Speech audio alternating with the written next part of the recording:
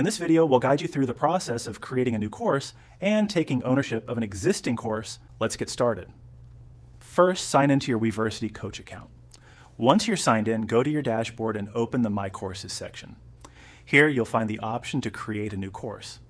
Click on Create a New Course to begin. You'll now be guided through the course creation steps. First, enter your course title. Then, add a clear and detailed course description so learners know what the course is about. Next, upload an attractive course thumbnail. After that, select the appropriate category for your course. Once the basic course information is complete, go to the curriculum section.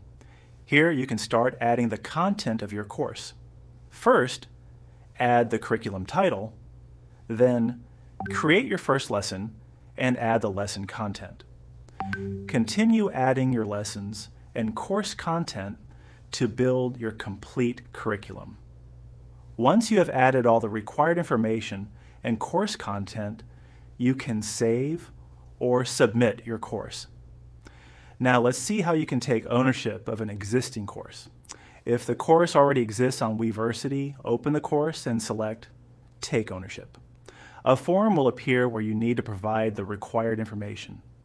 Carefully fill in all the required fields and make sure the information you provide is accurate and complete.